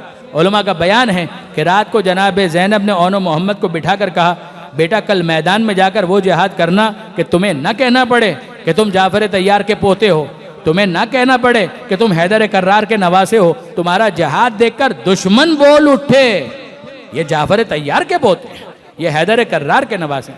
और बच्चे अपने अंदाज़े मासूमियत में वो ये कहते हैं, अरे अम्मा कल हमें इजाज़त तो मिले, फिर आप देखिए कि हम किस तरीके से मामू पर जान कुर्बान करते हैं। बस इजाज़त मिल जाए, बस इजाज़त मिल जाए। तलवारें छोटी हैं तो क्या हुआ, वार बड़ा होगा, हमला बड़ा होगा। और अगला दिन आता है, कुर्बानियाँ और कुर्बानियों को पेश करने का सिलसिला शुरू होता है। यहाँ तक कि असहाब के बाद आइज़ा की बारी आ जाती। जनाब ज़ैनब की नज़रें हैं ओनो मोहम्मद की जाने, और आहिस्ता आहिस्ता नज़रों में तेज़ी और आती जा रही है। ए ओनो मोहम्मद, तुम अब तक ज़िंदा हो, तुमने कितना शर्मिंदा करा दिया माँ को, तुम अब तक बाकी हो, तुमने अब तक अपनी कुर्बानी पेश नहीं की। और ये बच्चे आखिर को अपने हाथ जोड़ कर कहते हैं, अम्मा हम क्या करें, सुबह से मामू से इजाज़त मांग रहे हैं, मामू इजाज़त नहीं देते। अल्लामा नजमुल हसन कर्रारवी ने ज़िक्रुल अब्बास में इन अल्फाज को लिखा, जिसका मफ़हूम मैं बस अर्ज़ कर रहा हूँ कि उसके बाद जनाब ज़ैनब ने कहा, अच्छा ये बात है, ज़रा कोई हुसैन को तो बुला कर लाए। इमाम हुसैन आए, बहन ने बुलाया है, जनाब इमाम मज़लूम मना नहीं करते, फ़ौरन आए, सारे काम छोड़ कर आए। और जब खेमे में आए तो जनाब ज़ैनब ने कहा, हुसैन मैं ये चाहती हूँ कि मेरे लाल ओनो मोहम्मद, इन्हें मैदान में जाने की इजाज़त दी जाए। अल्फाज ये हैं कि हुसैन ने इतना सुना, आंसू बहाते हुए खेमे से बाहर आ गए, जवाब कोई नहीं दिया, बस आंसू बहाते हुए खेमे से बाहर आ गए। अब हुसैन मज़लूम सुनने के लिए तैयार नहीं है, तो जनाब ज़ैनब से ओनो मोहम्मद ने एक तजवीज़ पेश की कि अम्मा अगर बड़े मामू नहीं सुनते तो क्या हुआ, आप छोटे मामू को बुलाइए, आप अब्बास मामू को बुलाइए। और जनाब ज़ैनब को भी ये तजवीज़ पसंद आई, कहा कोई अब्बास को तो बुलाए। जनाब फ़िज़ा गई, अब्बास को बुलाया। अब्बास जनाब ज़ैनब के सामने ग़ुलाम की तरह खड़े हैं, छोटे भाई हैं मगर इतना फासला है कि जितना एक माँ और बेटे के दरमियान होता है, हाथ जोड़कर खड़े हो गए। कभी भी आपने याद किया? कहा कि हाँ अब्बास, एक हुक्म देना चाहती हूँ, टालना नहीं, मेरे हुक्म को टालना नहीं, कभी भी आप हुक्म कीजिए। कहा मेरे ओनो मोहम्मद को इजाज़त दिलवाओ भाई से, और मक्तल में जाने की इजाज़त दिलवाओ, ये तुम्हारा ज़िम्मा है। और अब जनाब अब्बास कुछ ना कह सके, दोनों बच्चों के हाथ थामे आए इमाम हुसैन के पास और कहने लगे कि आका, शहज़ादी ये चाहती हैं कि ओनो मोहम्मद को मक्तल में जाने की इजाज़त मिले। हुसैन कहते हैं, भैया बहन 7-8 बरस के बच्चों का गला कटवाने की बात करती है, मैं किस दिल से इजाज़त दूं, और वाक़ई मुझे नहीं मालूम कि किस दिल से इजाज़त दी, मगर इतना ज़रूर पता है कि जब इजाज़त मिली तो एक फ़र्जंद को हुसैन ने घोड़े पर बिठाया, दूसरे फ़र्जंद को अब्बास ने घोड़े पर बिठाया। ये बच्चे खुद से नहीं बैठ पाए, मामूओं ने घोड़े पर बिठाया। और अब उसके बाद ये दोनों बच्चे मैदान में जा रहे हैं। जनाब ज़ैनब दर खेमा पर खड़ी हैं, अब्बास और हुसैन को देख रही हैं। हुसैन और अब्बास इन बच्चों के जिहाद को देख रहे हैं। बच्चे लड़े और खूब लड़े, जाफ़र तैयार के पोते लड़ रहे, हैदर कर्रार के नवासे लड़े और खूब लड़े, मुकाबला किया और खूब मुकाबला किया। मगर इंसाफ से बताइए, ये भूखे प्यासे बच्चे, बिलाखिर वो वक्त आया कि दोनों तड़प कर घोड़ों से ज़मीन करबला पर गिरने लगे।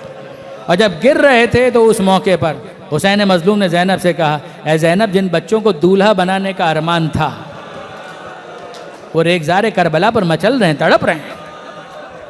अब तो उनके लाशें उठाने का वक्त आ गया, भैया अब्बास चलो ताकि इन बच्चों की लाशें उठा कर लाएँ।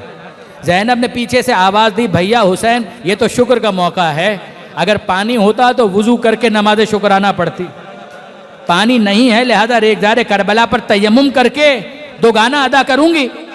हुसैन और अब्बास मक्तल में गए, ज़ैनब मुसल्ला इबादत पर आई, 2 रकत नमाज शुक्राना पढ़ी और अब उसके बाद अपनी पेशानी को रखा खाक पर और अपने परवरदिगार से मुनाजात करने लगी।